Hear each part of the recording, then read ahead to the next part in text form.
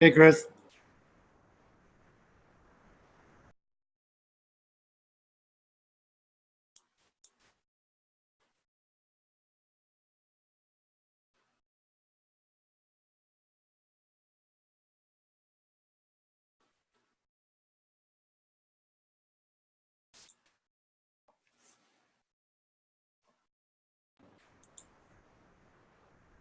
Can you hear me, Chris?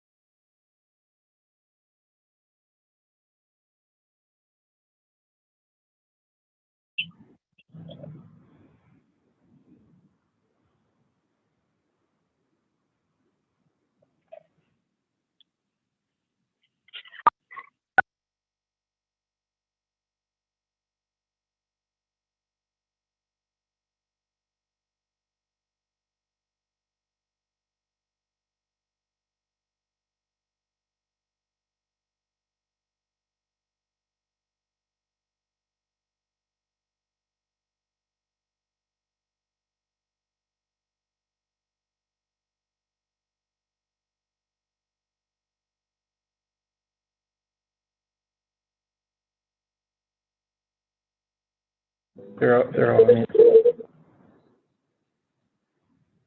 I'm sorry, was I muted? No.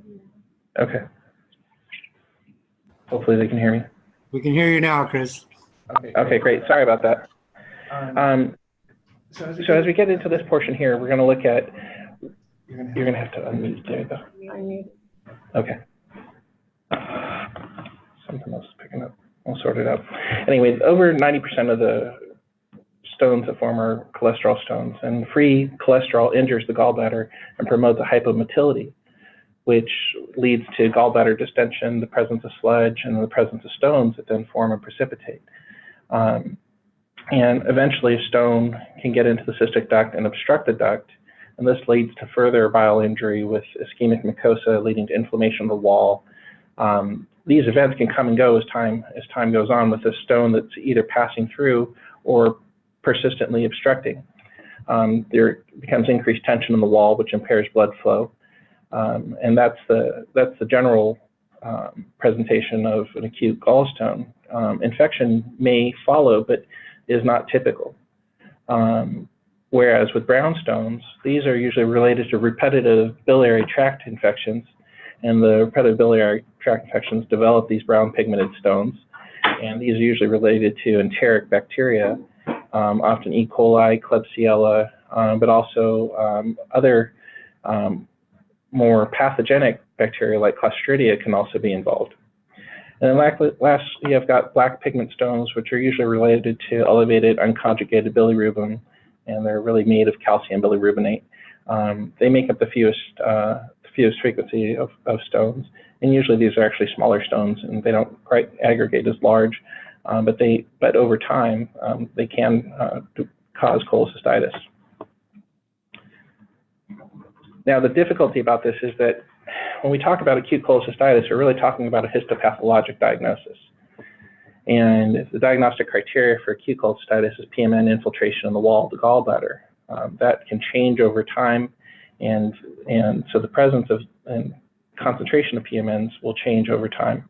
And so you may have somebody who starts off with acute cholecystitis, and then you start seeing lymphocytic infiltrate, and they have acute on chronic, which is actually the most common pathologic finding for patients.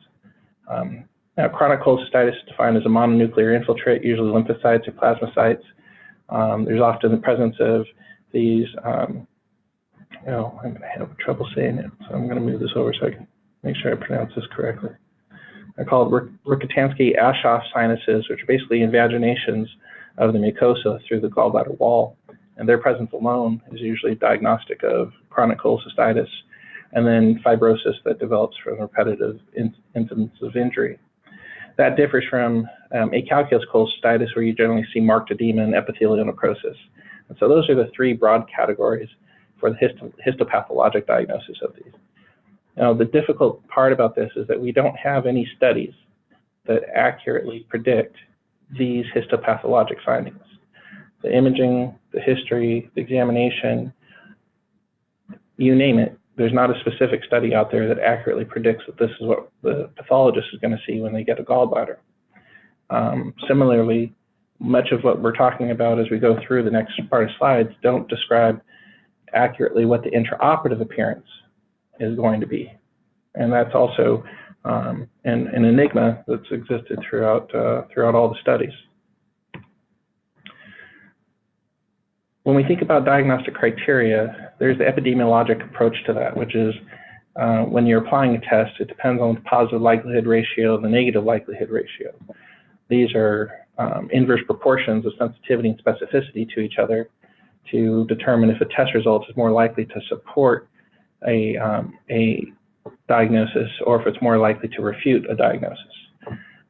In general, your post-test probability is augmented by either of these test results and not by negative predictive value or positive predictive value, because those are statistical constructs that are affected by prevalence.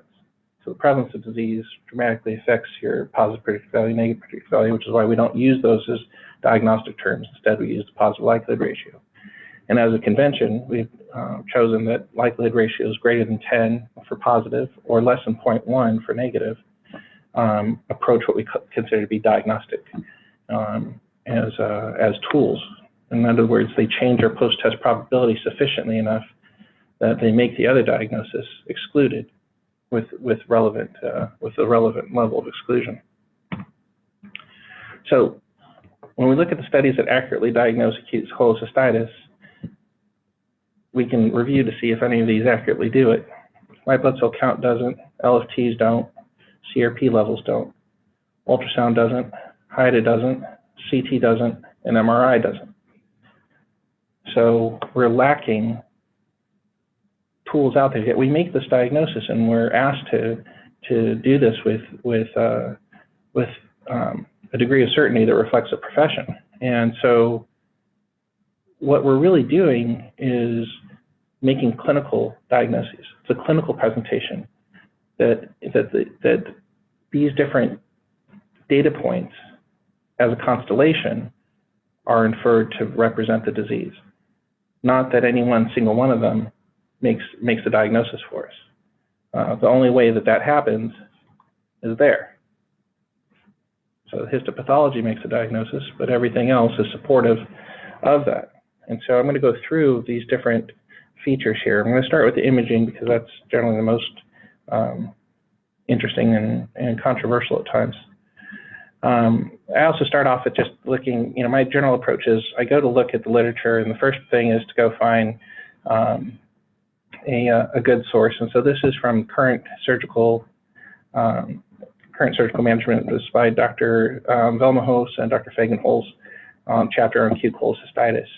In this, they discuss that the laboratory studies are non-diagnostic, that there's often a mild leukocytosis, but LFTs are usually normal. When they're elevated, we should be concerned with presence of obstruction. Is there common bile duct obstruction that's occurring? Is a patient presenting to you with cholangitis instead of cholecystitis? So I'm more concerned when I see an elevated LFTs to be more judicious about looking for choledocholitis and cholangitis than just acute cholecystitis, and then giving concern to the medical presentations of hepatitis and the different things that can cause hepatitis. Marked elevations of bilirubin are definitely more of a concern for obstructive process. Amylase and lipase are important for evaluations of pancreatitis, for gallstone pancreatitis, because the different clinical pathway is significant. When they look at patients' presentation, often they present with abdominal pain, discomfort, and signs that are radiating to their shoulder, but they often aren't presenting with fever. And so even the presence of fever is not or absence of fever isn't suggestive enough to exclude the diagnosis. And then the findings are to look on ultrasound for the presence of gallstones. Ultrasound is very sensitive for finding gallstones. Here they report 90%. There are a number of other articles out there that report that the sensitivity for ultrasound is anywhere as high as 98% for the presence of gallstones. However, the other findings of gallbladder wall thickening, pericholcystic fluid, gallbladder distension, and sonographic Murphy's are quite variable, and the sensitivities for those can be quite low. And there's some studies in the surgical literature that suggest that there's as low as 26% sensitivity. So these other peripheral findings are not always as helpful, and their suggestions are that here, this was the interesting part, that in the scenario of a patient with low surgical risk, they recommend proceeding cholecystectomy when the patient has a convincing clinical presentation, followed by an ultrasound showing gallstones, but no other objective findings. That's a more aggressive approach to that management, but that's the approach that they suggest there. Now they address CT scanning.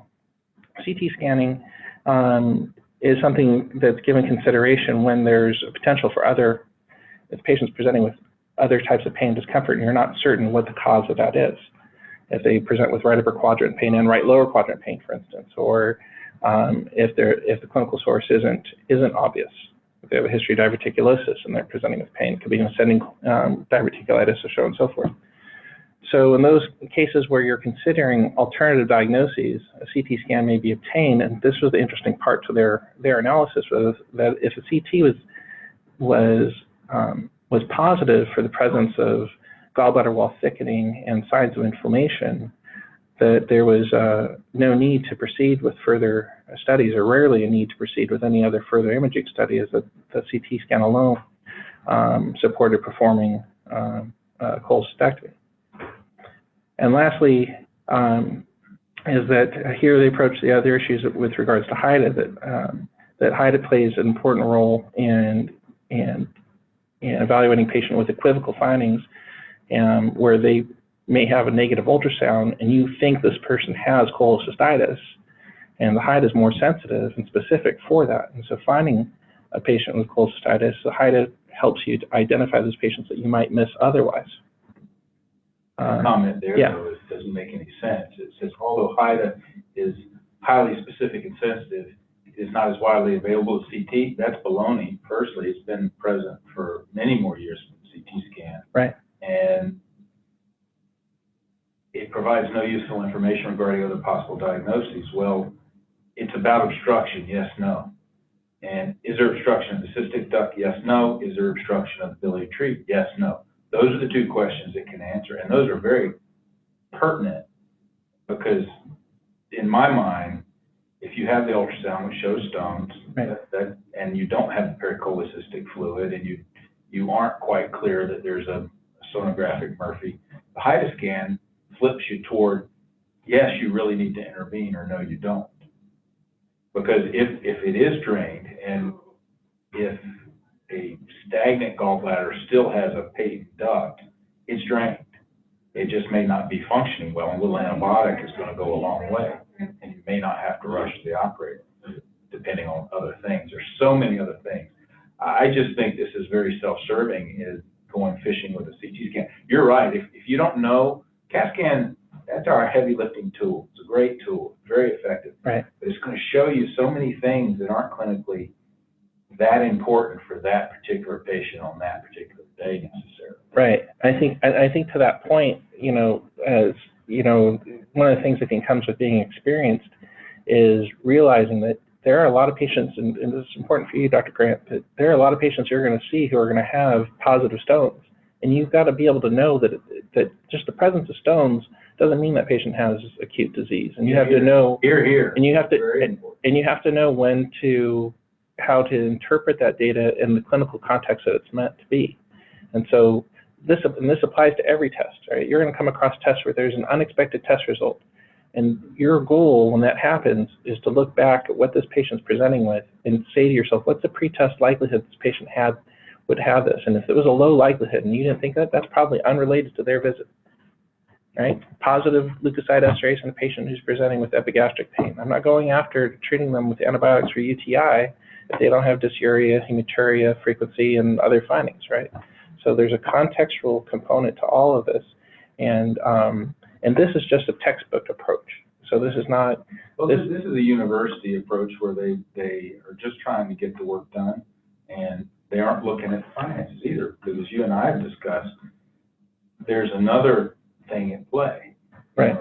Medi-Cal says that HIDA is the gold standard in diagnosing acute cholecystitis, and if you have their patient and you haven't done it, they're going to just laugh you off, even if you have pathology showing acute cholecystitis, and nobody gets paid. Yeah. And that doesn't affect me per se, but it does affect the hospital. Yeah, I have some good points about that look at documentation standards and all sorts of things towards the end of this.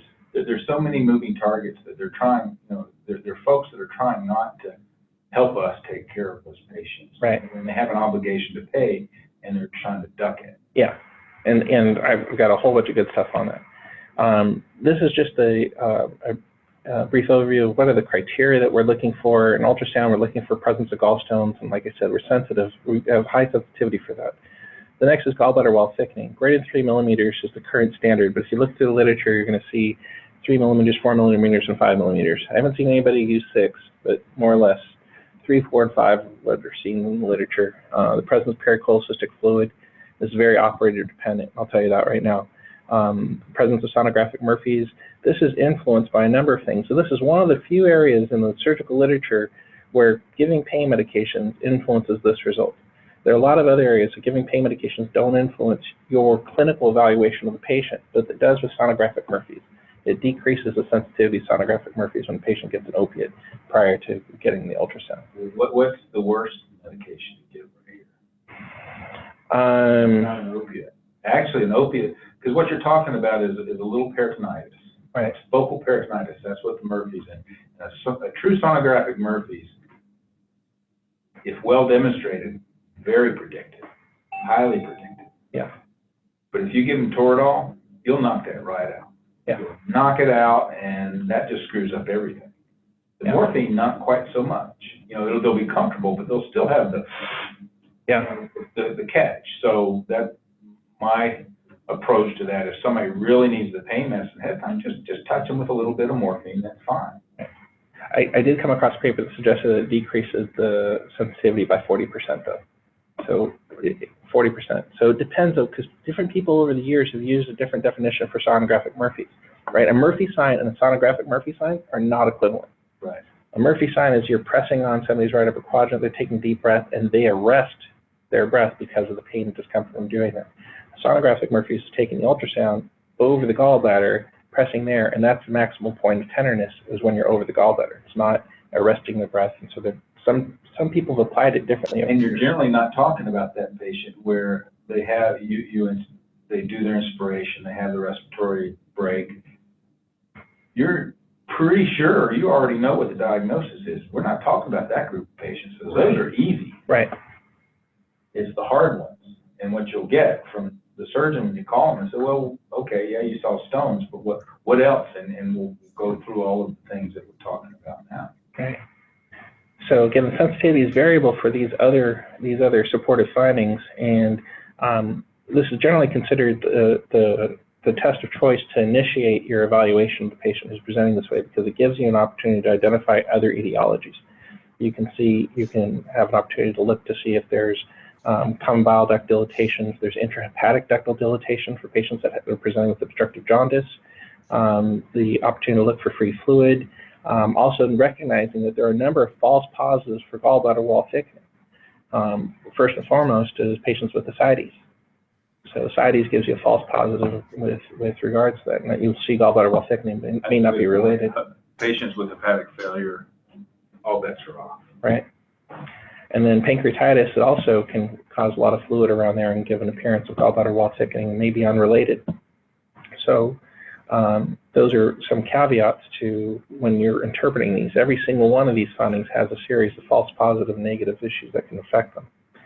When we look at HIDA, this is identifying if there's cystic duct obstruction. This is a functional test, and you're giving a contrast that absorbs in the liver, and then collects in the ducts, and then translocates. And as it translocates, it should translocate into the gallbladder through the cystic duct, and then over time, the gallbladder should then expel this into the duodenum. We should see it transverse to the common bile duct. So there are 2 points of information that can. There's more than 2 points, but there's 2 major points of information that can come from a HIDA. One is there cystic duct obstruction or not? And 2 is there dysmotility? Is there severe hypomotility of the gallbladder? Because prolonged hypokinesis of the gallbladder is associated with disease, and that's an indication not for an emergent cholecystectomy, but that's an indication for cholecystectomy on a elective basis. And this has a higher sensitivity for acute cholecystitis and higher specificity. The positive likelihood ratios and negative likelihood ratios don't meet the diagnostic standards. And there are some studies where there's a negative HIDA has been demonstrated in up to 17% of patients with histologically confirmed acute cholecystitis. I'm going to go through that data for this, so I'll come back to that specific study in another slide. This doesn't offer evaluation of other causes nor the presence of stones. Its sensitivity for chronic cholecystitis is significantly lower. So you're looking at sensitivity rates around 40 to 60%, depending on which article you're reading. And the sensitivity for acalculous cholecystitis is also low. Now, there are false positives with HIDAs. The patient has prolonged NPO status, if they've received a lot of if they're on TPN, these will increase the likelihood of a false positive finding as well as pancreatitis. Those can be overmet the TPN issues and prolonged NPO status by giving a patient a dose of salicylic or CCK, which then augments and causes contractility of the gallbladder and allows you to move forward with that study. So just a point of question, how many patients do you all see on TPN? Well, rare, Very few. very few. We get hospice patients. Yeah, well, hospice is a whole different thing. I mean, I wouldn't even, you're talking about the 80%, relatively healthy, average person. Right. We're talking about. But we don't even put patients on TPN in the hospital anymore. Right. It's very unusual. We really try to feed the gut. So it would be a surprise to have somebody that has been fasting for that length of time. Yeah, and the fasting time is usually about 24 hours for us to reach that level. So fasting 16 hours and less is usually fine. When you reach the 24-hour mark, that's the part where the literature supports giving them some salicylic or otherwise. And then there's false negatives. False negatives can be due to a loop of duodenum that's mimicking the gallbladder and or severely dilated cystic duct. There's a little bit more, and I have that for later. So most of the studies on HIDA's been around for a long time. So most of these studies were back, even before Back to the Future came out on the screen. And so the point of that being that in 1982, this was one of the studies where they compared ultrasound to computerized tomography and to HIDA. And so, you have to, the reason I showed that picture with Back to the Future was just to give you an idea of what the machines and devices look like at that time. HIDA hasn't really changed much since then. It's pretty much been the same. The devices haven't changed that much, but ultrasound's changed quite a bit, and CT's changed quite a bit since '82. And I can attest to that because when I was a resident, I had to take patients up to the 3rd floor at county because the CT scanner didn't fit downstairs. So we put it upstairs, and we'd have to roll them in there, and it was this huge, much bigger device than what we have here. Now, here you're going to give patients, you're going to expose them to HIDA, and you're going to get this, you're going to watch this transit. In this study, they found that chronic gallbladder disease, the sensitivity was only 41% for positive cholecystograms here.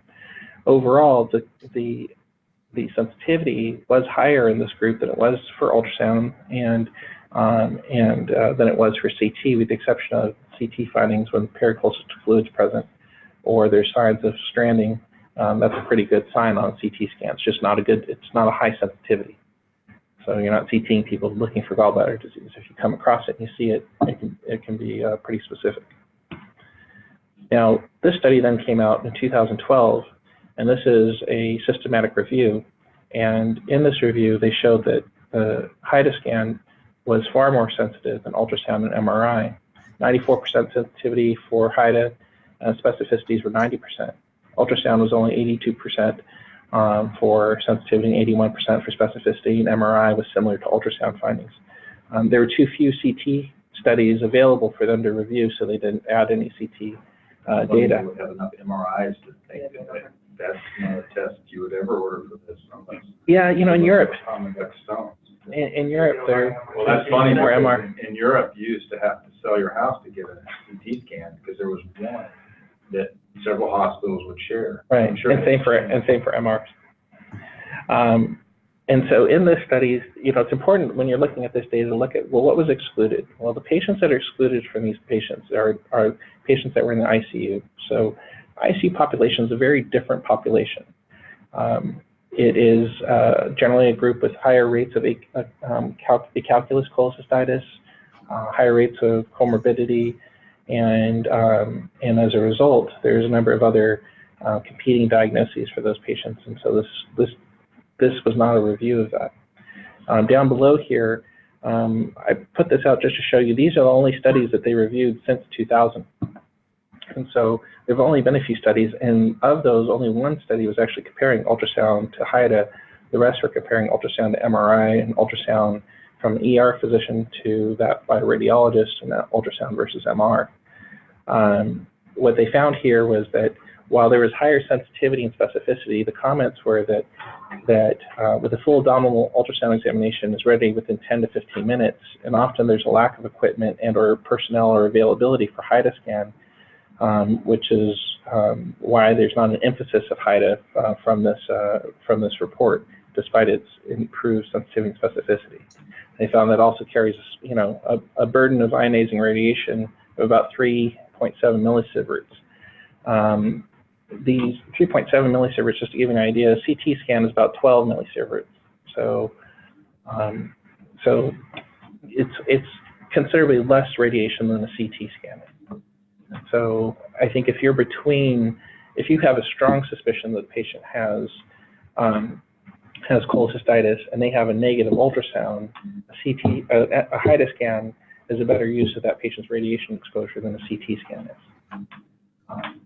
The only difference being that if you feel that there's alternative diagnoses, then the CT scan is a better study. But it's interesting you're talking about versus. Ultrasound and HIDA scan are complementary tests. One is purely anatomic, and one is a little bit more functional. Right. And so you put those two together, I think your sensitivity and specificity is going to be as good as it can be. Right, and that was one of the things that they looked at here, and they found that the added issue of having ultrasound with the HIDA didn't increase the sensitivity as much, and so they looked at that combination approach. I think that there's a fallacy in that, because the issue is that you first start off, does this patient have calculus cholecystitis or not? And the ultrasound is going to tell you that. Well, let's see, in my mind, the ultrasound shows stones, yes, no. Right. Tube dilated, yes, no. Right. It may suggest that, the cholecystitis part of it, that's more the clinical picture, as you mentioned before. And that's where in the HIDA scan helps, and where it's required. Again, I go back to the Medi-Cal patients, but for me, when I'm hearing the story of somebody with repetitive right upper quadrant abdominal pain, it got a lot worse, it's non-relenting, their white counts were elevated, maybe their LFTs are bumped just a touch, their bili is normal, right, and they're not sick. If they're sick, you're thinking cholangitis. Right. That's the next level up. But if they're not sick, then yeah, the HIDA scan is going to answer it for me, because if it doesn't fill, I'm going to be either taking it out or putting a tube into the gallbladder, depending on all those other things that go along with it. If they're 96 years old or if they're 55 years old. Right.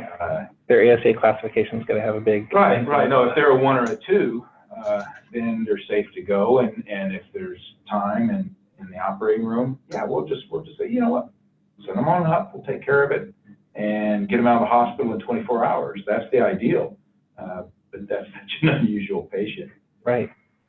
And one of the other issues that comes up in these types of meta-analysis is what's called a confirmation bias that develops, where because the test was negative, the patient was defined as not having cholecystitis. And so that happens in all sorts of studies, happens irrespective of what the modality is. There's a number of different studies out there that have a confirmation bias because you've defined the disease and excluded it based on its imaging results only without actually looking more closely at that. So this study. And a lot of the retrospective studies have the bias because they got operated on. Yeah. It introduces the bias because a higher percentage of them actually had acute cholecystitis. Right. And so this brings up Dr. Collini's paper and Dr. Marini, who is the senior author on this. This is a diagnostic study of acute cholecystitis, and this is a retrospective study. They took 170 patients that were admitted and all had histologically confirmed acute cholecystitis. There were 3 groups. One group where they only received ultrasound, one group where they only received HIDA, and then there's group 3 where the patients received both ultrasound and HIDA, and then they looked at what the results were. So of the 54 patients that had both, HIDA was negative in 9 of them. So this represented a 17% risk of false negatives in that group based on HIDA alone. On ultrasound alone, 32 of those were negative.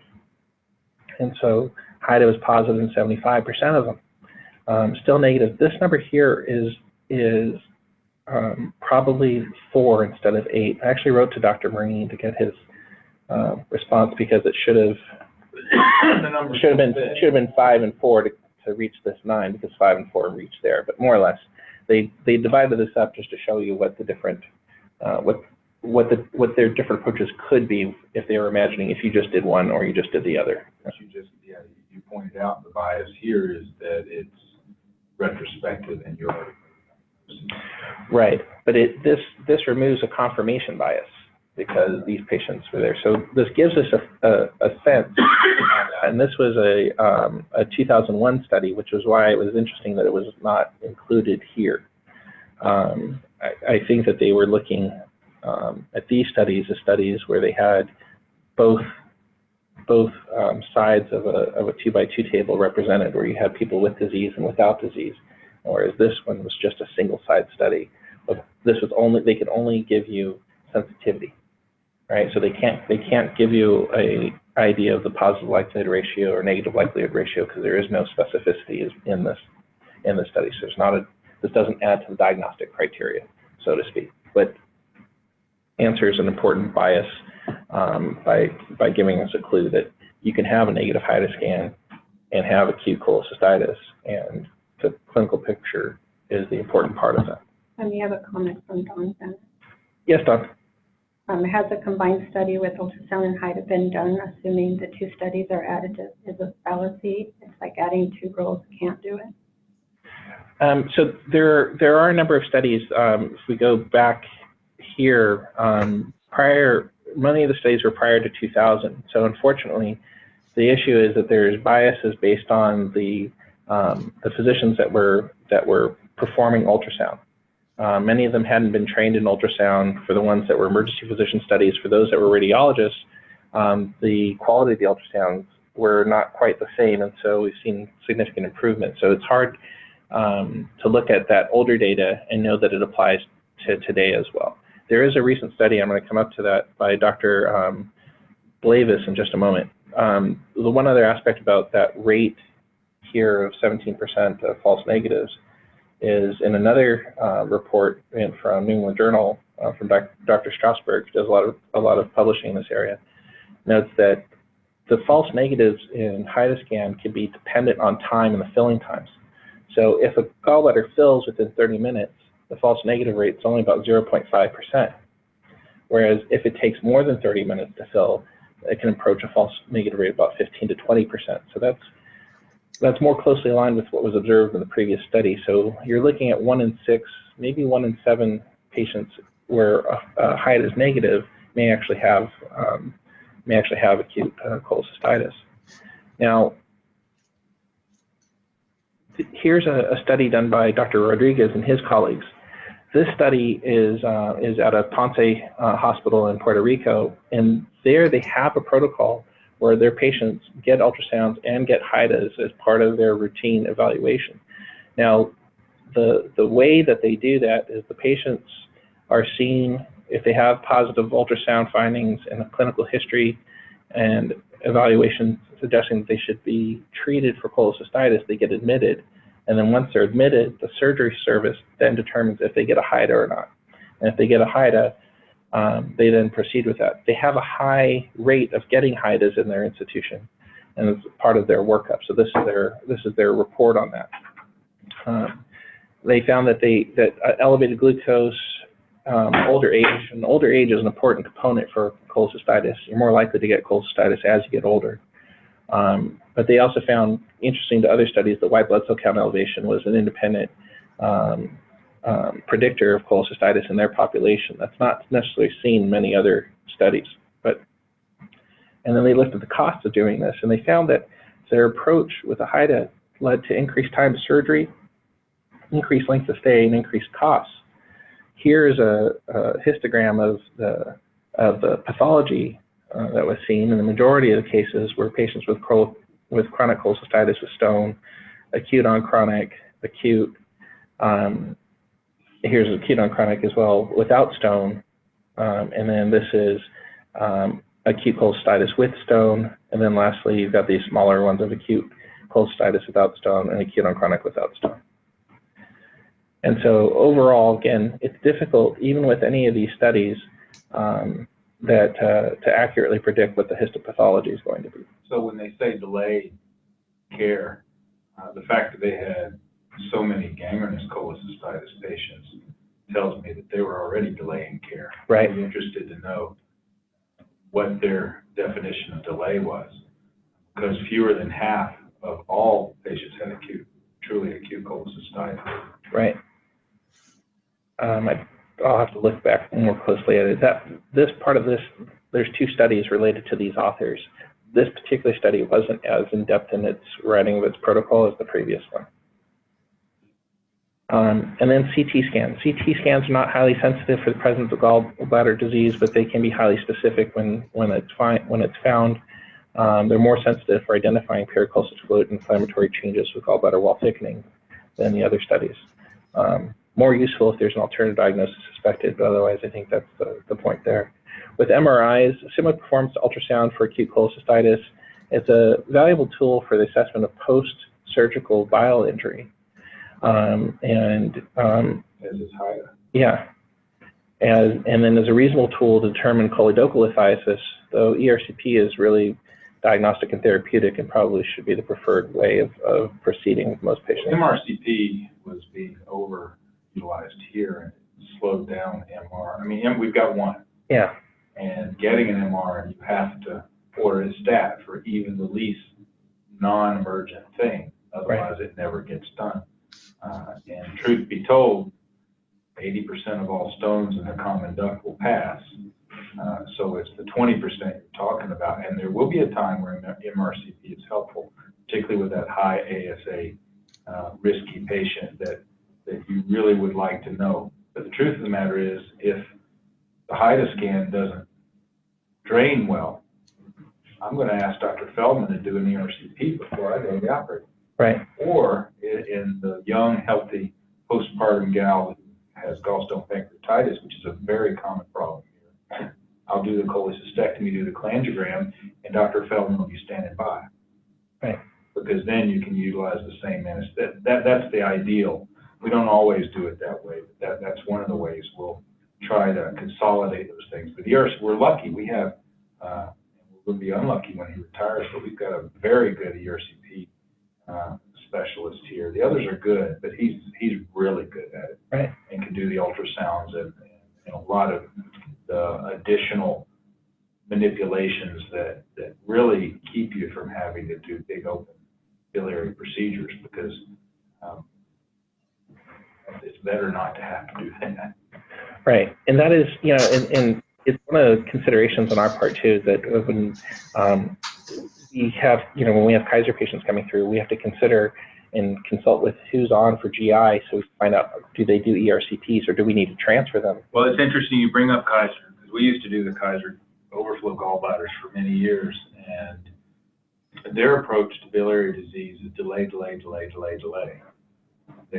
Nobody who comes in the first visit gets something taken care of, which is unfortunate, because they oftentimes would be very complicated later, because you can, sort of that sentinel event. They have their biliary colic, they need a cholecystectomy, right, and you don't get to it until they get the gallstone pancreatitis or the choledochal lithiasis with maybe a touch of cholangitis or something like that.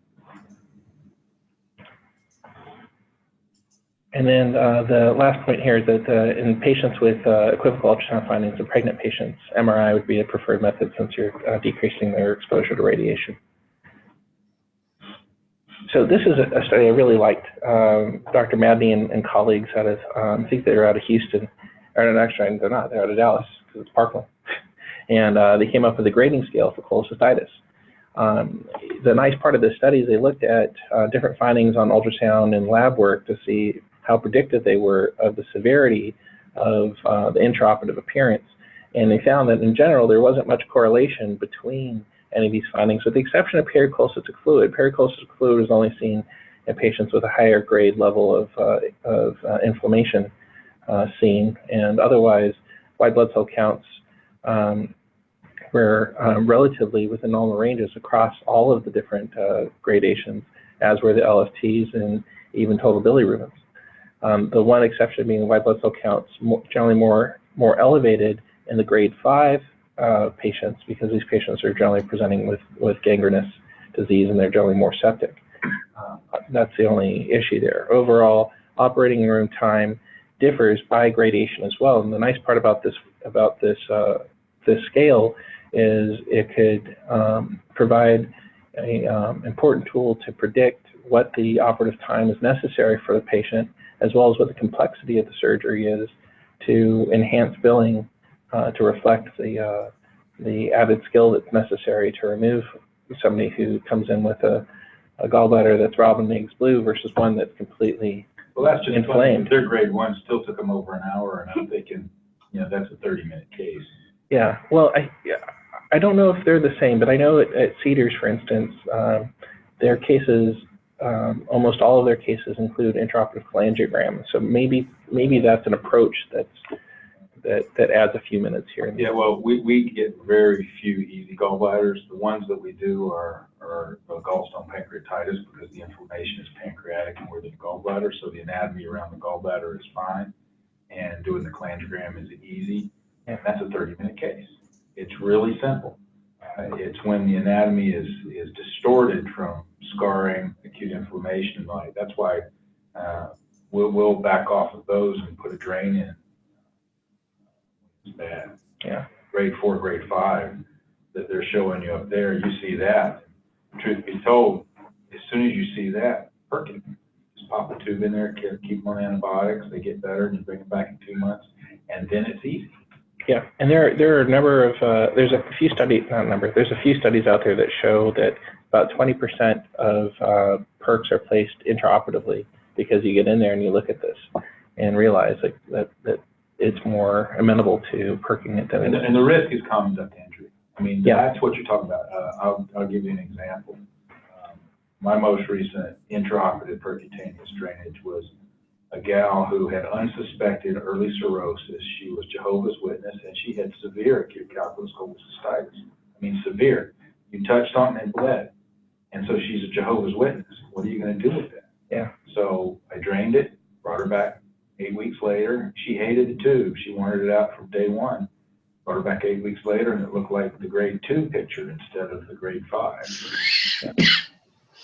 And the issue here, Dr. Grant, for your benefit, the key to performing the surgery is that you need to get a critical view of the triangle of Callot, and so that means dissecting out the cystic duct, dissecting out the cystic artery, and being able to see the liver on either side of that dissection. And so until you have that critical view, it's not considered safe to proceed with transecting the cystic duct.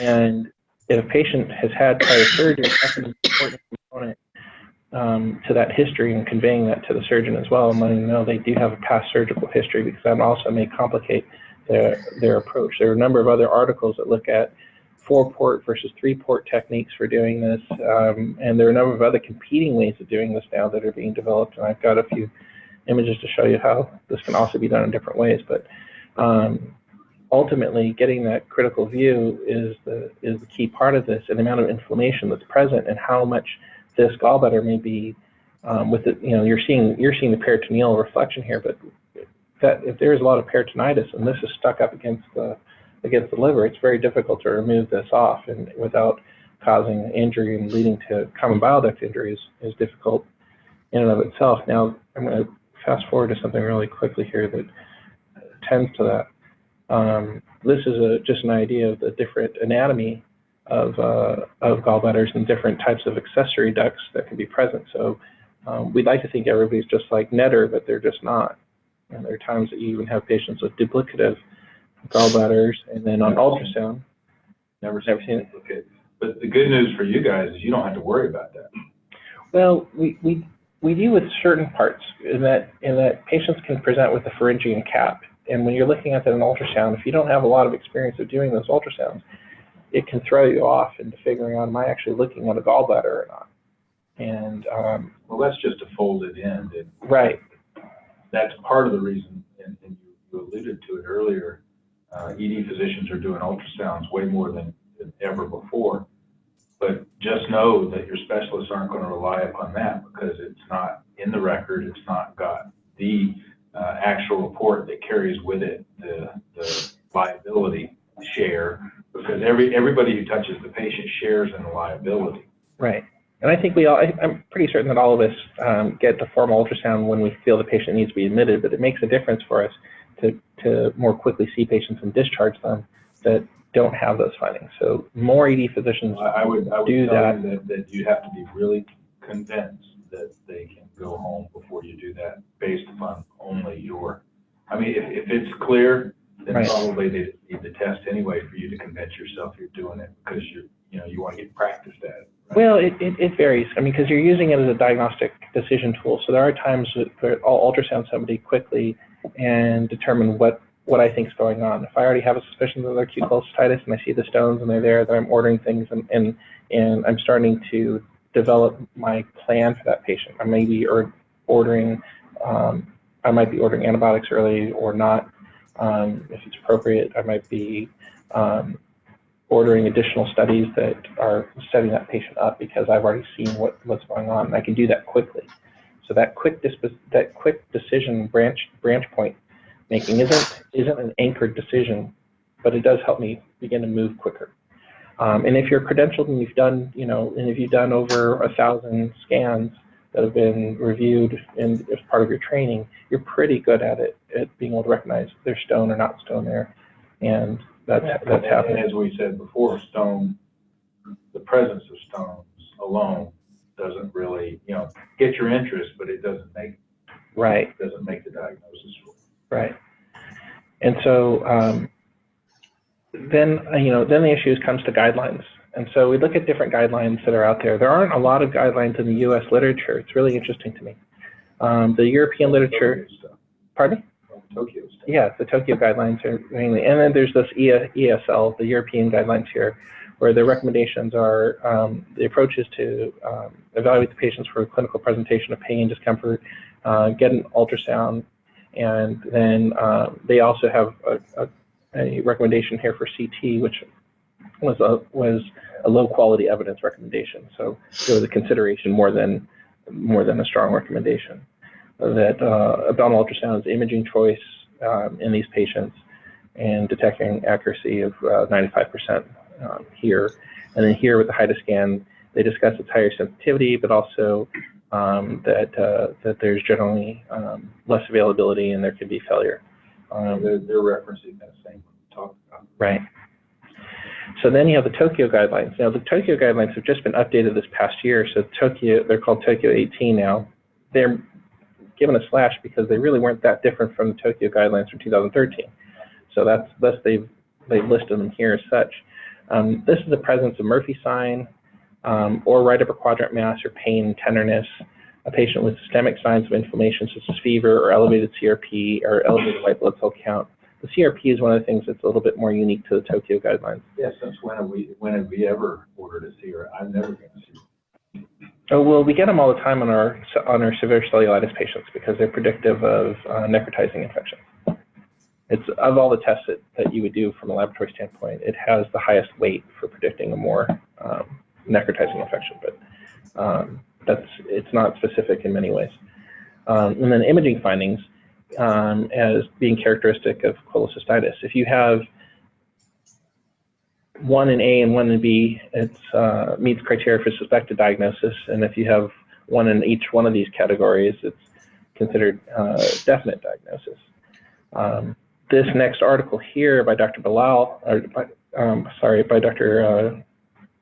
Joseph, reviewed this and found that the Tokyo guidelines didn't quite fit the sensitivity requirements for the U.S. population, that there was a higher amount of failures with Tokyo guidelines to recognize patients with necrotizing gangrenous cholecystitis, where, and again, this may be in older patients in particular, where they may not present with fever or pain because of other deficiencies in their immune response. And so that was one of the suppositions as to why this might be seen. The interesting part about this study here was in the American College of Surgeons, and was the discussion that followed. So the discussion that followed was between Dr. Reen, Dr. Ryal, and others. In here, they put here that they don't routinely get HIDA scans on their patients, and don't usually make decisions about operate or who to operate based on those. And the issue, we're in California. And so the things that were brought up about that, we're then looking at, were you really dealing with acute cholecystitis patients, or were you dealing with intractable biliary colic patients? And that's a I would say after reading the literature now, I understand this better to be more of a philosophical approach between that. And that here, the authors argue that if they feel a patient's in enough pain to go to the hospital or to the emergency room, and they have findings that are suggestive of this, they treat it as if it's acute cholecystitis, and they take those patients in for cholecystectomy. They're more aggressive about their approach, but that's their approach. Dr. Reed, who I know and trained under, makes a really valid point here about you can't tell from the outside what the gallbladder looks like on the inside. I thought that was a pretty straightforward way of putting it, and but found that you could operate on these patients at any time and probably still have good results, but ultimately if you delay treatment, it costs more, and both to the patient and to the system, and so the resources are higher. It costs less to operate on them sooner. And then ask the question as to whether or not anybody has done a study asking the patient.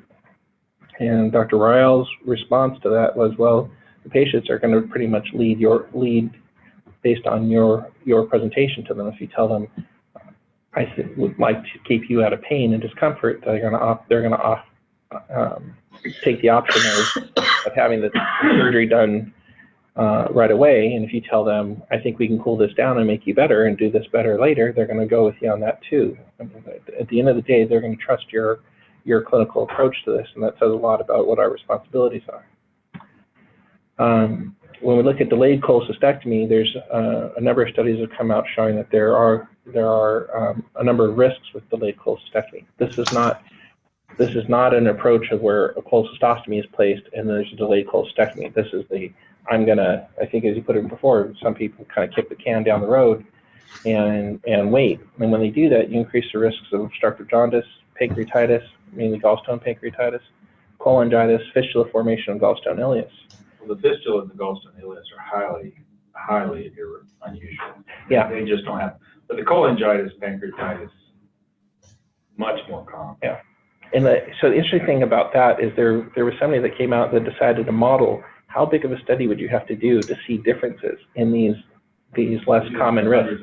50,000 patients minimum in order to do the study. Nobody has the money to do that. So it ends there. So that study is never going to be done.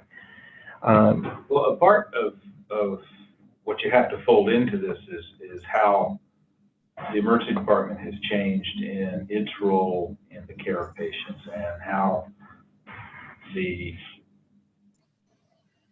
constructs of financial payment have changed. I'm not taking call from the ED to build my practice. Right. That used to be what it was. Right. And if you had somebody that had some biliary symptoms, you just send them over to my office if I was the guy you liked, or I happened to be on call that day, and they'd eventually get their gallbladder out as an elective procedure, however you choose to do it, open, laparoscopic, robot, whatever. That's not the case anymore. So really, we are here for emergencies. And 80% of the time with acute cholecystitis, you kind of know. Right. It's that 20% where you're trying to really sort it out and figure, is it necessary for them to come in and get an operation now? Because there's an opportunity cost with that, because we're limited. We're not a deep bench. We don't have a lot of people you can sub in and just keep going. Like everybody that you've mentioned is at a university that has a deep team, that has people that are just itching to do an operation. Right. And me, I'm just trying to get the work done. Right. Whatever that means. So that if you have somebody that really doesn't need their gallbladder out right now, and they actually have medical care available to them, you can safely push them out and say, you know what, you need to sort this out. And that's part of what's different about being a small community place. We're bigger, but we're still a community hospital where nobody is building anything off of these patients. They're generally not well funded, not going to follow up very well. And that's another piece of it. So if the patient comes with the second time with sort of not great symptoms, half of my group will just take it out. We'll just take care of it. Right. And the other half will still sort of wait, and eventually get it out. Yeah. Yeah, and I appreciate that perspective because that can come up to another point that we'll come up to in just a moment. This is the AC/DC trial that looked at acute early cholecystectomy versus late cholecystectomy, generally finding that there was significant improvement and decreased morbidity by early cholecystectomy compared to delayed. This was a European study, so it may not apply as well to the US, although there's a number of arguments that the authors make as to why it does apply. In general, these are patients that presented with ASA1 and ASA2 class presentations, so that's the American Society of Anesthesiologists risk factors for that. So the ASA stands for Dr. Grant. And those that are presenting with septic shock are ASA5, right? And so those that are with a lot of severe comorbidities and advanced disease are ASA4. So that group is excluded in these studies. Where was that? Because their open conversion rate seems rather high. Yeah, I want to say that this was 2013. I have it in there. It's just I think it's off to the side. Sure. It is, but in either case, they found that the overall difference between conversion rates didn't differ with going from a laparoscopic to an open case between early versus late. That was the other kind of important finding. And then the costs are significantly less. There was a significant cost savings in comparison to the delayed group, which was about a third of the cost more to take care of. Now, this is an article that just came out last month in Annals of Surgery, and this is by Dr. Cow and colleagues. And they did, I could have just done one talk on this paper alone because it's an interesting approach to what they did here, but this is an evidence-based review in surgery.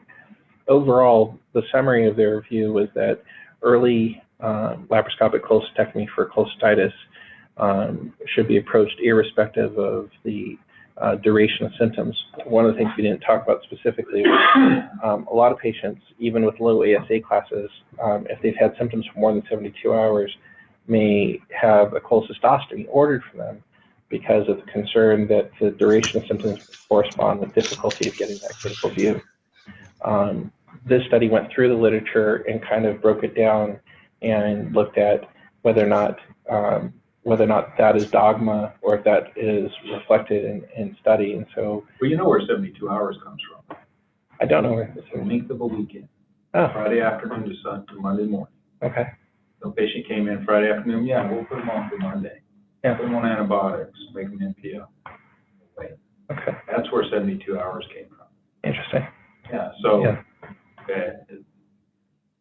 Acute cholecystitis that is of short duration is absolutely, eminently easier for the surgeon and way less risky from an anatomic perspective if you do it early. The problem in our patient population is they don't show up early. Right. Right. You know, it's Jose, who's 56-year-old Hispanic man who hasn't ever seen a doctor, who says, "Oh, it just started hurting." And you get in there and it's a 5. You can't see the gallbladder because it's encased in omentum. Right. And you're thinking, why am I here? Well, it's also, it's also the other issue with recent medical patients, so people who just recently got enrolled in the Affordable Care Plans or Affordable Care Act plans, where they had no evaluations done before, so they have a lot of unknown comorbidities. They're presenting with persistent hypertension, diabetes, and so on and so forth. So they're much more complicated than they seem on the surface. And my favorite is the recently pregnant who has just delivered and now has cholecystitis, or may even still be gravid and has acute cholecystitis, and Medi-Cal won't pay for it. Yeah. The pregnancy part of this is always an interesting part of any cholecystitis talk, where generally you have an agreed window where everybody agrees we can operate on somebody during the second trimester. There's more studies coming out indicating you could operate on them during any portion of the trimesters. However, you're going to have various different difficulties. Well, early you're going to have more loss, and late you're going to have anatomic difficulty because the baby's in the way. Right. So yeah, all of that has changed over the years too, because we started doing laparoscopy heavy duty in the 90s. late 80s. Yeah. And so it was right in the transition was right when I was training. So I got the best of both sides. And we as trainees were way better at it than our mentors because they never played video games. Right. But after having done that for 25 years, the need to change strategy to an open procedure, for instance, just doesn't happen much. Yeah. You either drain it or you take it out. It's one or the other, because it's so much more risky once you start diving in, and once you get a few gray hairs, you recognize those risks. Yeah, the bailouts are generally more for pontificating than really practicing. When you read about bailout procedures for. Well, there's some places that do it and will still do partial cholecystectomies and such. It's because they're just trying to get the thing done. And all you have to do is either have a near miss or a real common duct injury, and you never want to have to. You own that patient. They are in your cell phone. They're your best friend for almost for life. It kind of depends until, once their lives settle down a couple of years down the road. But you don't have to do that but once. Yeah. And to recognize, you know what, it's better if you just temporize. You can always come back and fight another day. And so that brings us to cholecystostomy. Useful in patients with comorbidities that make surgery a considerable risk. Patients with severe sepsis, severe COPD, cardiac dysrhythmias, multi-organ failure, et cetera. There is some data challenging the assumption as to early cholecystectomy versus cholecystostomy in some patients, and there's a selection bias when you look at those studies. There's a 25% adverse event rate with cholecystostomy that should be known, and so patients need to understand that their risk of tube dislodgement, peritonitis, discomfort, is a more frequent complaint amongst them. Well, they don't like the tube. Yeah, well, it's uncomfortable. Well, and you guys probably have never seen this, but back in the day, before we had ERCP and you would do open common duct procedures and stuff, people had tubes hanging out for months and months and months, multiple tubes. And it's funny, I bet the nurses upstairs, I'd have a hard time finding somebody who's actually taking care of a T-tube. Yeah. Even though they'll say they know what a T-tube is, they don't have a clue as to what it is. And the approach of an early cholecystostomy tube or an ERCP with duct clearance and antibiotics and watchful waiting, those all will decrease your risk of having one of those life-changing common duct injuries, because that's a nightmare. Yeah. And sometimes these patients, no matter what, they're going to be difficult. I mean, these patients are presenting with comorbidities. So even if you put the cholecystomy in them and then do a delayed attempt at laparoscopic cholecystectomy, here's the data from the study where they showed, the average age of these patients are 71. They've got all sorts of disease, AFib, coronary disease, you name it. And of the patients that got a tube and then had gallbladders removed, so some of them didn't, just went to surgery, but of the ones that went this route, you still had 6 conversions to open, 4 that were just directly open. Well, the last one I had that was bad like this, homeless. Said she only had symptoms for 3 days. Her gallbladder was not millimeters thick, it was inches thick. Yeah. She got drained and then brought her back, and you just go open in those circumstances. Yeah, and that's the issue here, is that sometimes the cholecystostomy is not going to complete, and I think this is where the data is getting a little mixed, where some people are thinking, well, maybe it wasn't as beneficial or not for these reasons, but ultimately you have to be comfortable when you're in the. If it clears the acute physiologic derangement, you've gained. Right. You've improved their ability to withstand whatever else might have to come. Right, and I had, and from a personal standpoint, my great grandmother, who's 103 now, had her gallbladder pulled out when she was 97. It was an early approach with her, and it was gangrenous when they pulled it out, and it was 1 day of symptoms. She visited my mom. My mother's a good cook. She made a halibut with a beurre blanc sauce, and that was it. So now the medical management.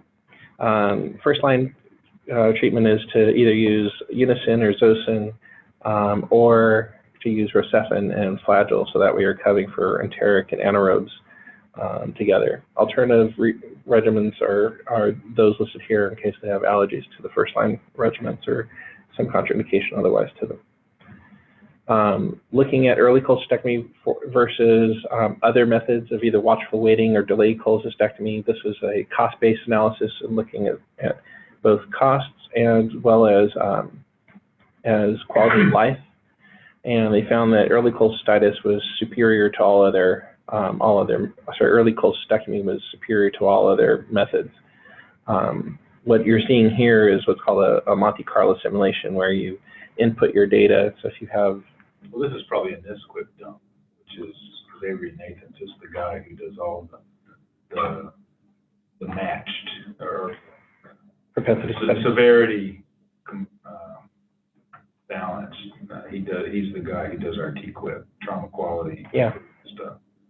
And it's a pretty cool system when what you do with the Monte Carlo simulation is you take, let's say you've got, these are never really large studies, but you can take a study of 150 people, randomly take out 50 of them, and get an estimate of what the cost is or what the benefit is. And then you repeat that 10,000 times. And you start to develop a model that gives you higher predictiveness of what's happening. And so that's what this is.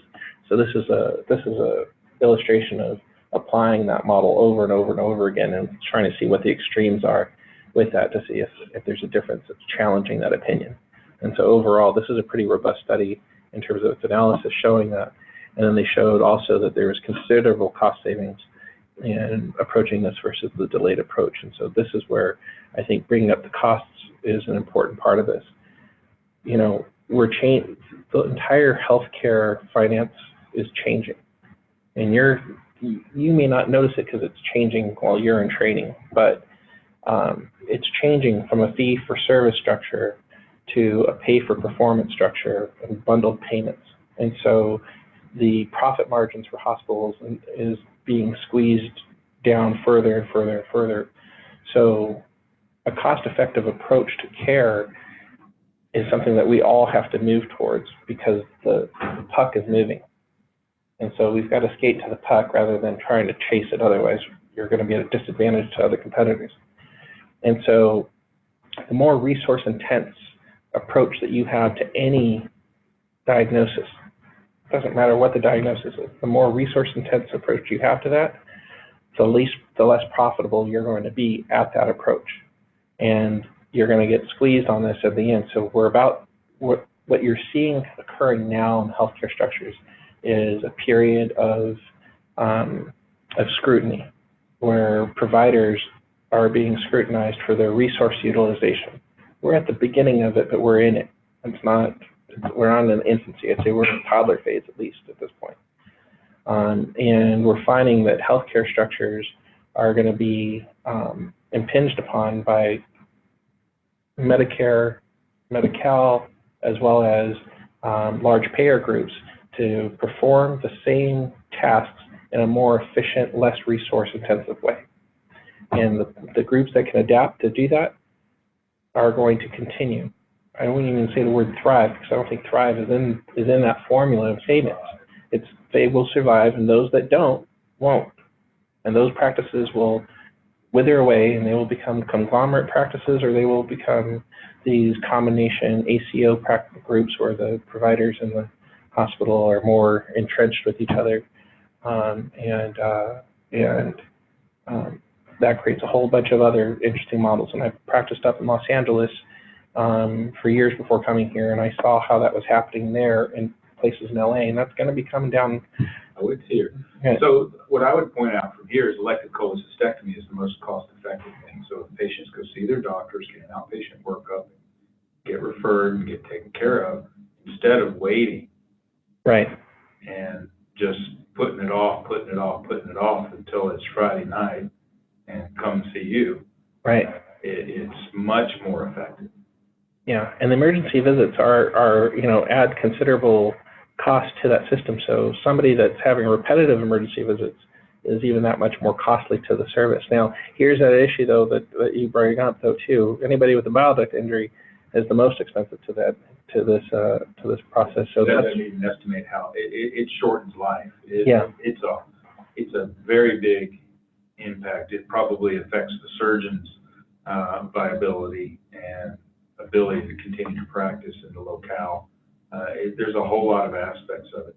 I would point out, though, prior to you, this was back at the old hospital a long time ago, it wasn't uncommon for patients to be seen. Finally, somebody would bite. That's kind of changed in that if they come back a second time, one of us will go ahead and just take the gallbladder out, because it gets harder the longer you wait. But the truth of the matter is, the patients do bear some of that responsibility. If they come in with true biliary colic, and you've given them, say, you need to go see your doctor, they're going to refer you to surgeon, you need to get your gallbladder taken care of, and 6 months, 8 months later, they've done none of that, and they come back with gallstone pancreatitis or cholangitis or something like that, and they act as if it, somehow we failed them. No, you failed yourself. Right. I think that, if you were to create a plan to have the best cost benefit to things, would be finding ways of improving patient education and clinic physician understanding of how they play an important role in reducing these resources. Yeah. Right. It's just, Well, they've turned you guys into they don't have their your doctor's primary office. care. Yeah, Right. and that's It's what not you're. plausible in San Diego. Right. And so with that, I'm going to move just briefly to alternative techniques. There's notes. Do you know about this at all, Dr. Grant? Not even worth mentioning. Well, I'm mentioning because it's out through the vagina. I'm sorry. so it's a right.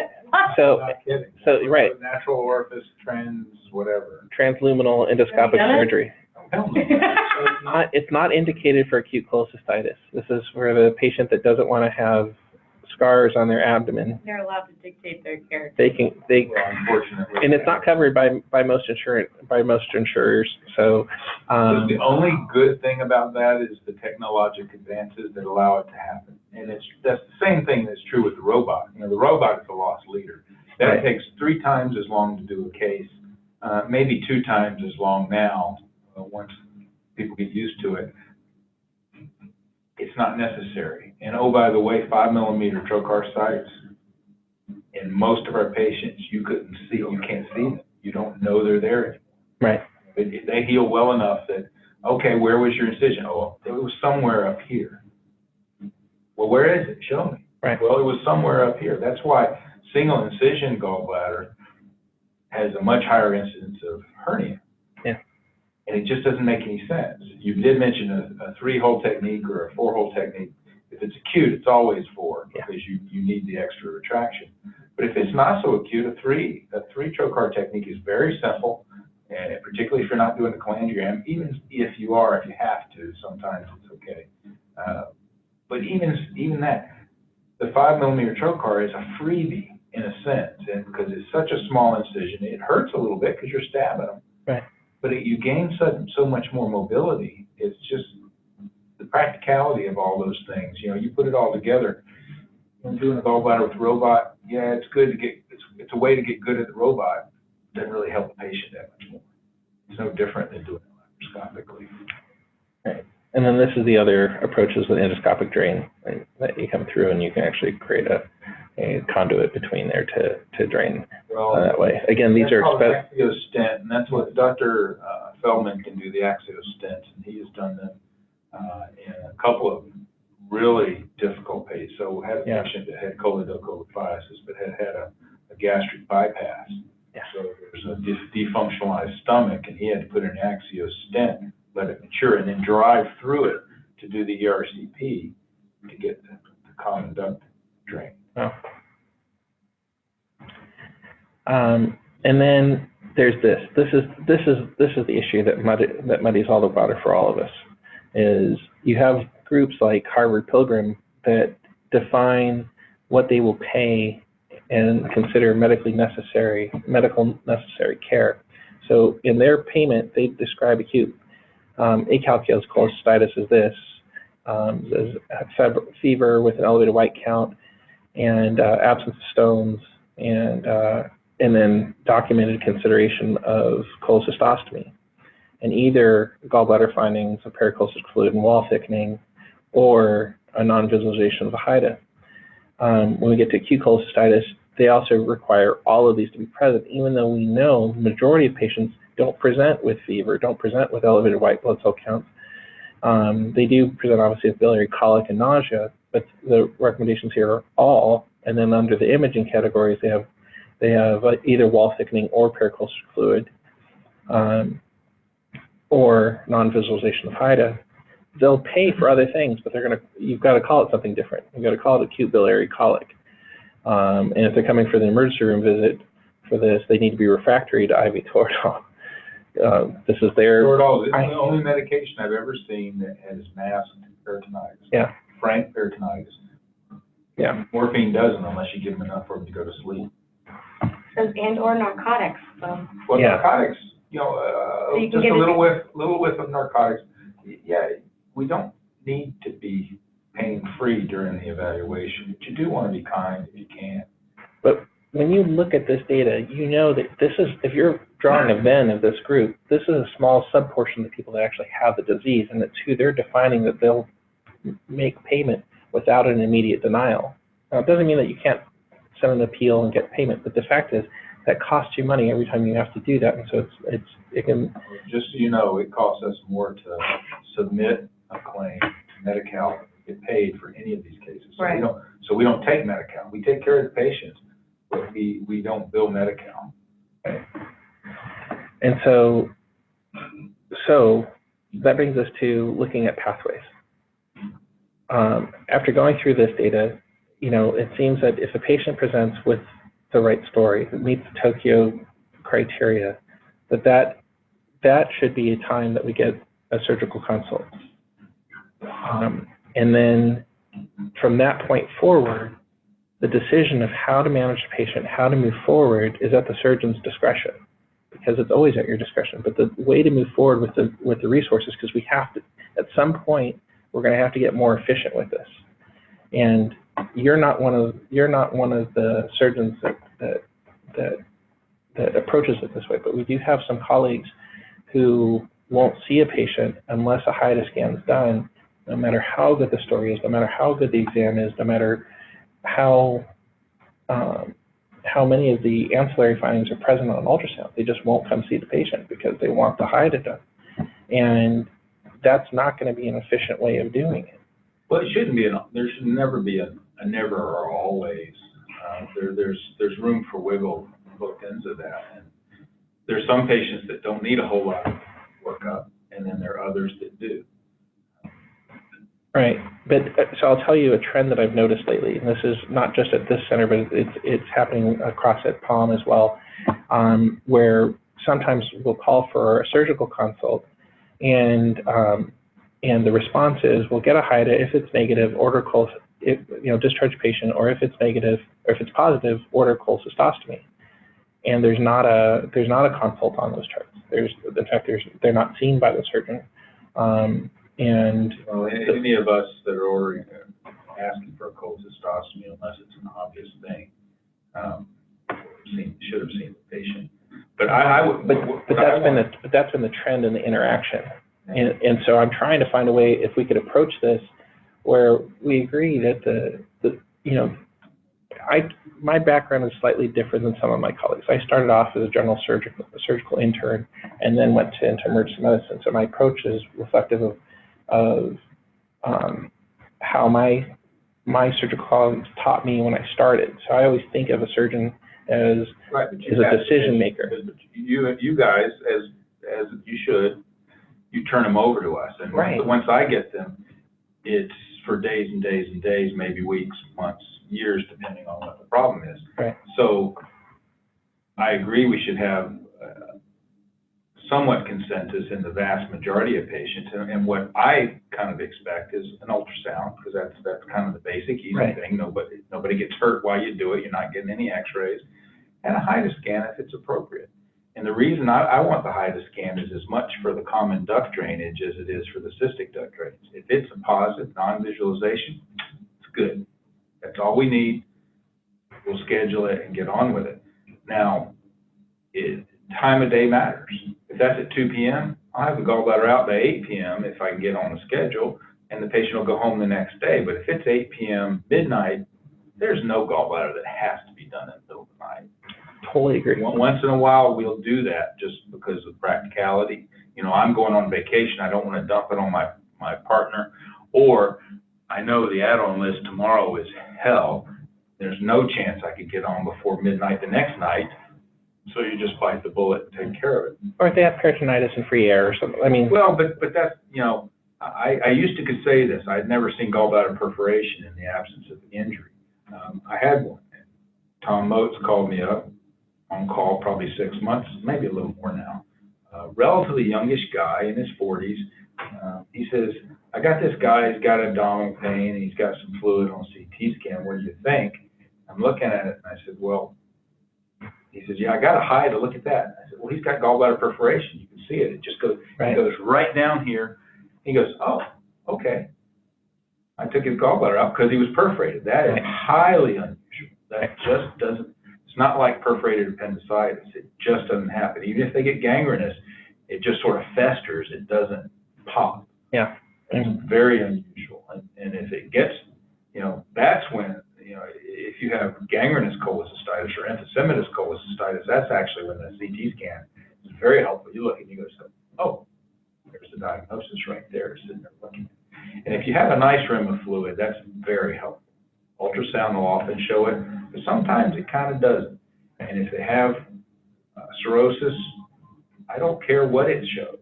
I'm not going to take their gallbladder out because they'll bleed to death. Yeah. You're going to treat them with antibiotics, and you're never going to operate them. Just like that umbilical hernia they have. You know, they've got ascites floating around. They've got this umbilical hernia. Yeah, you think, oh, well, that would be a technical easy, it's a chip shot. Yeah, but it doesn't heal. And then you have a nightmare wound that's just weeping and leaking, and eventually they have a much bigger hernia. Yeah. So there are so many angles of this, and it changes. It's a little bit of a moving target. And that's where, you know, you want someone like Dr. Coy, who's very thoughtful, and you want some gray hairs to be thinking about this because it's not just a gallbladder. Right. Yeah. And so this brings up the next point, which I'm totally prepared for you to disagree with, but the where this is done, where the HIDA scans are used more frequently, it's restricted to the surgeons. So only the surgeons can order it, and only the surgeons can order the cholecystostomies, because at the end of the day, the decision is between cholecystostomy and surgery.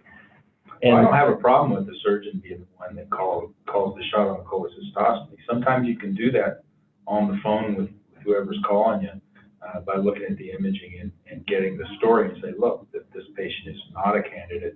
We should just stick a tube in it, and if we operate on later, we will, but I'll come see him first thing in the morning. right. I totally agree with that. Now, the HIDA scan, not at all, because that is, you know, unfortunately, we can't get it 24/7, Right. but we can get it to midnight, and they're pretty good about that.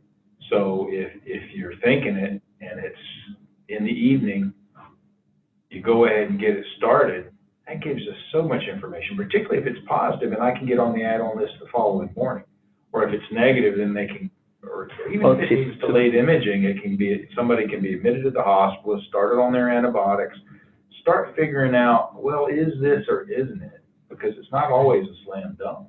Right. And so I don't mean this in the terms of the patients that are presenting with obvious biliary colic. Those patients don't belong on this pathway. Those are patients that we should discharge and send home as resolved pain, discomfort without any findings.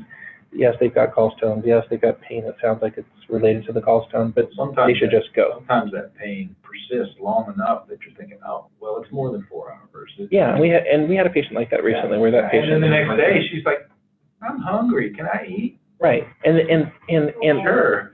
And that's why, like, I know that patient got the best care by being able to do that, where her care was transferred, she was seen and evaluated, and then it was determined, no, we're good, you can go. And that's the issue with restricting HIDAs to our surgical colleagues, is that the negative HIDA scan is the problem. If we have 1 in 6, if we have a 1 in 6 chance or 1 in 7 chance, That's a very high number. It's not nearly as high as that. right? But I in their group, whatever, but I can tell you from personal experience, it's more like 1 in 50, where you'll have real acute cholecystitis and presence of filling that's very unusual. It's not 17%. Right. Yeah. So I mean, I just have those two articles to base that off of. But the other aspect that this is a good point I was about to make, it just floated. Sorry. No, that's totally fine. You know, the other aspect to that decision making is having somebody who has persistent symptoms. You know, that patient who you're giving a PO challenge to, and they're not tolerating, and they're in severe pain and severe discomfort. Having a surgical consult on that patient helps provide the inpatient services an opportunity to determine what's best for them, because the hospitalists aren't trained in knowing gallbladder disease to this extent.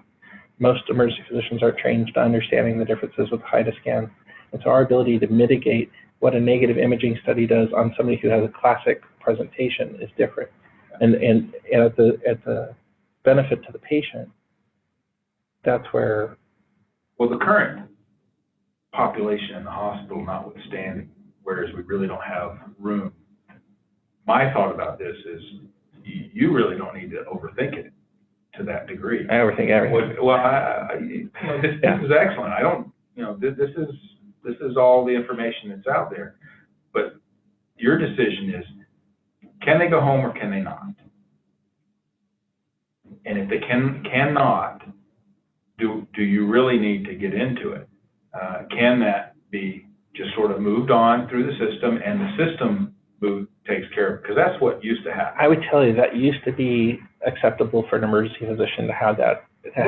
You should understand it, but you don't need the final diagnosis on every single thing. But in this sort of non-cloudy patient, you can get to the end answer pretty quick, and that makes it more efficient for the which way you consult it. But I like to tell the hospitalists all the time, they're surrogates for the old-time family doctor who used to admit their patients, do the workup, and then call us when needed. Because, like I said before, we're not deep. We don't have a deep bench. When I'm on general surgery, I might be here all night long operating, or I might not get called at all, and that's perfectly fine. I'm available for the emergencies, but if I'm also starting to take care of the less urgent things, then I'm not available for it, or as willing to be available for the true emergencies. Right. And so it's me trying to pace myself, and the system trying to help me pace myself so that I don't get wound up where I can't do what really needs to be done. Like I said before, gallbladders are not nighttime emergencies unless you choose to do them. And in some places, Miami, they talk about running the operating room 24 hours a day. At Jackson, doing gallbladders at 2 a.m., 3 a.m., 4 a.m., because that's when they can get them on. Yeah. It's like, fine, if you've got a team that's willing to do that, you've got anesthesia that's willing to do that, but guess what? I'm going to be tired. What happens when you're tired? Your decision-making changes. Yeah. Now, I can do the perforation or stop the bleeding or drain the pus at 3 o'clock in the morning because it needs to be done. Right. But I've got to use my judgment to say, you know what, just let's pull back on this other one. It can wait. Right. And that's where you'll get some of the annoyed conversation from me is like, yeah, dang it. This guy is sort of half worked up. It sounds right. It's kind of going that direction, but you're not quite there yet. Can't somebody else do it for a little bit and call me when they have the real deal? But that's the bottom line is if you ask us to see a patient, we will. But know that some of them don't need to be seen right away. Right, and I agree. And I think acute cholecystitis is one of those cases where a patient needs attention but does not need immediate attention. Yeah. And that used to have 72 hours, right? Right. A weekend. Right.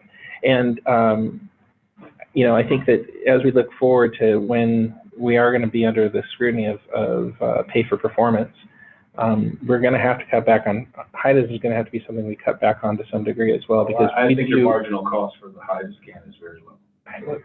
It isn't in time, and so from a throughput standpoint, it affects throughput in a way that it affects crowding and other things. So, but see, that's a uniquely ED perspective.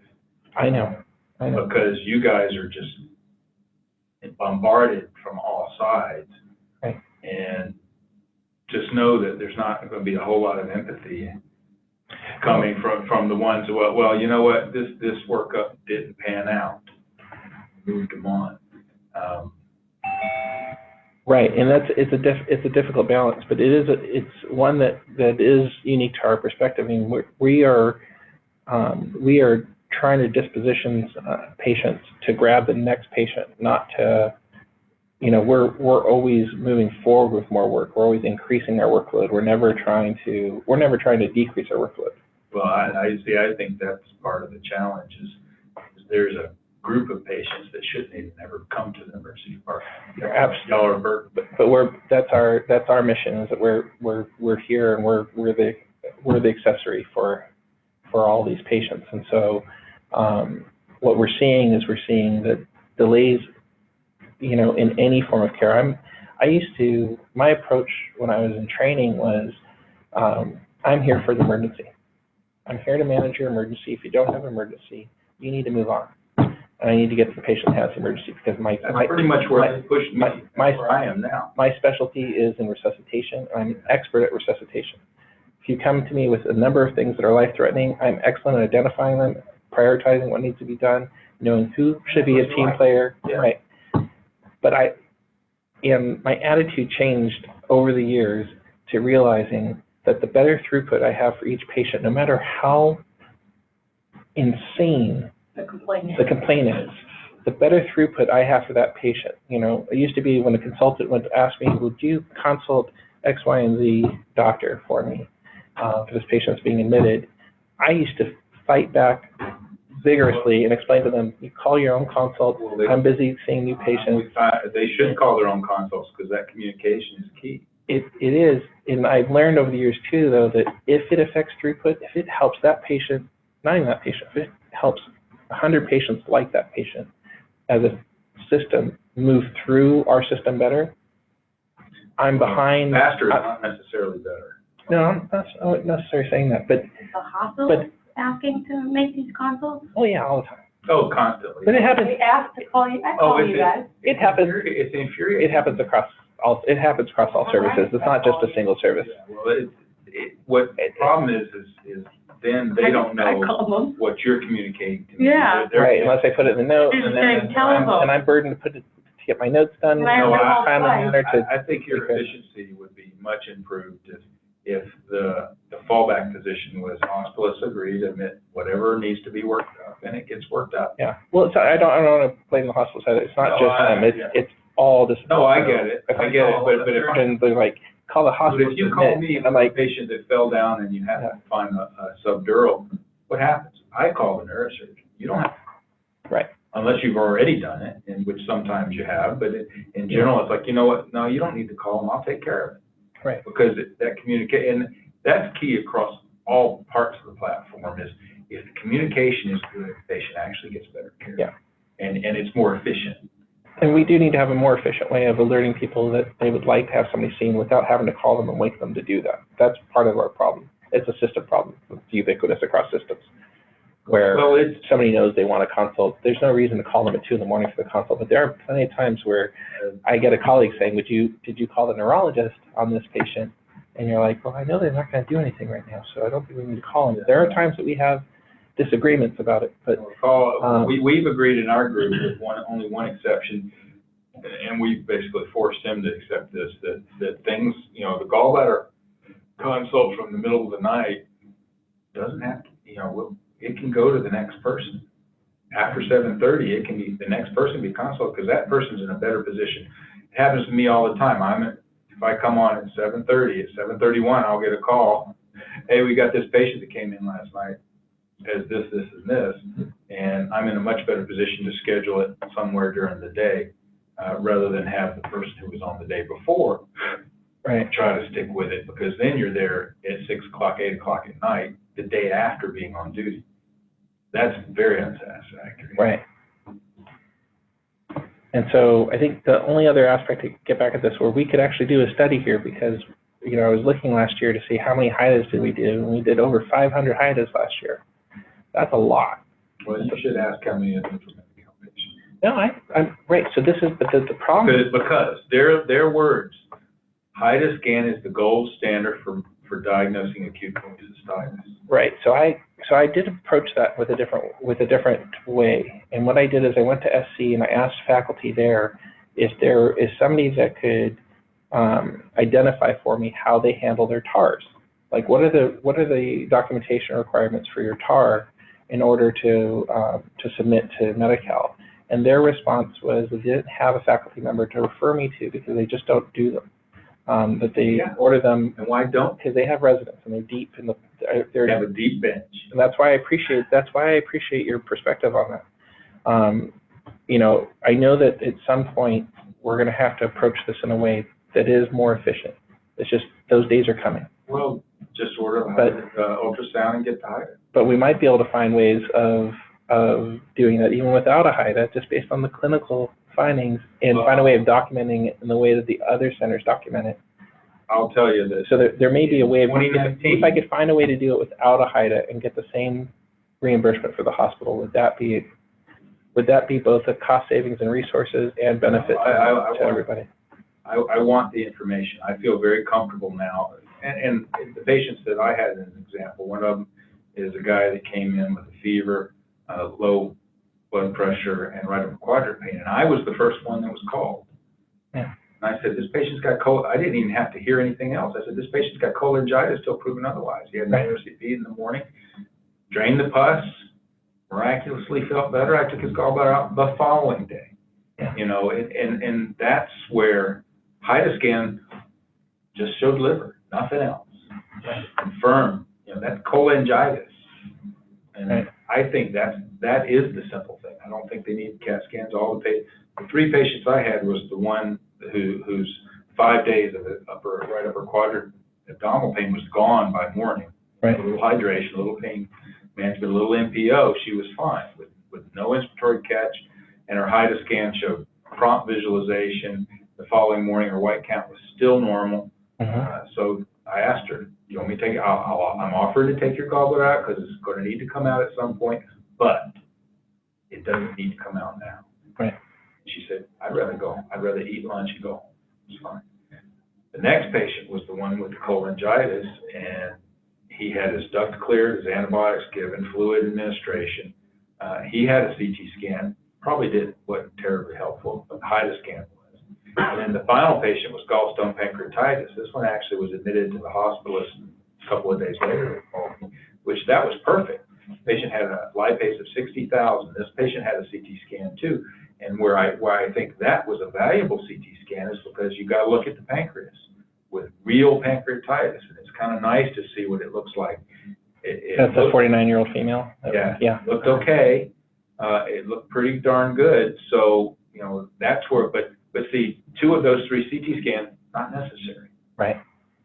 So I can save you that time and that radiation exposure and that money.